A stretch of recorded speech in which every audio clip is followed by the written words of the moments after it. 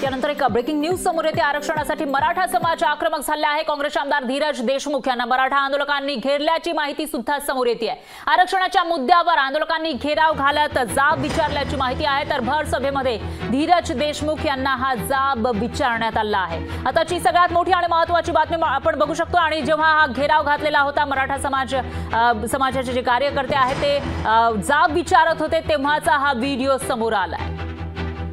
लातूर ग्रामीणचे काँग्रेसचे आमदार धीरज देशमुख यांना मराठा समाजाच्या आरक्षणाच्या मुद्द्यावर आंदोलकांनी घेराव घातला आणि त्यांना जाब विचारलेला आहे। तर आज लातूरमध्ये विलासराव सहकारी साखर कारखाना परिसरामध्ये काँग्रेसचे राज्यातील सर्वच नेत्यांच्या उपस्थितीमध्ये दिवंगत विलासराव देशमुख यांच्या पुतळ्याचा अनावरण समारंभ झाला होता। आणि सभा चालू असताना धीरज देशमुख यांना आरक्षणाच्या मुद्द्यावर जाब विचारण्यात आल्याची माहिती समोर येते आहे। उद्या 20 तारखेला होणाऱ्या विशेष अधिवेशनामध्ये हा मराठा समाजाचा मुद्दा तुम्ही आग्रहीपणे सभागृहात मांडला पाहिजे अशी मागणीही या सगळ्यांनी केल्याची माहिती आहे।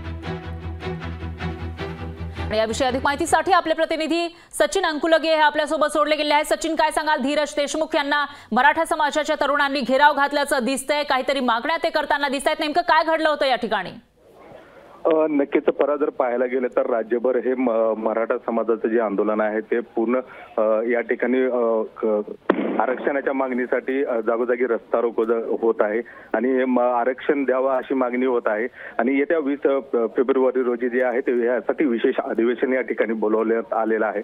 मात्र जे काँग्रेस पक्षातले जे काही मराठा समाजातील जे काही नेते आहेत त्यांनी सुद्धा या अधिवेशनावरती आरक्षणावरती बोलावं आणि आरक्षणाची मागणी करावी अशी मागणी सध्या आज निश्चितच सचिन, धन्यवाद तुम्ही दिलेल्या या सविस्तर माहितीसाठी। तर मराठा समाजाकडून जे आमदार आहेत, खासदार आहेत किंवा जे लोकप्रतिनिधी आहेत त्यांना जाब विचारला जातोय, घेराव घातला जातोय आणि येणाऱ्या अधिवेशनामध्ये ही मागणी लावून धरावी अशी मागणी सुद्धा केली जाते। लोकशाही मराठी ऐका, पहा, जागरूक रहा।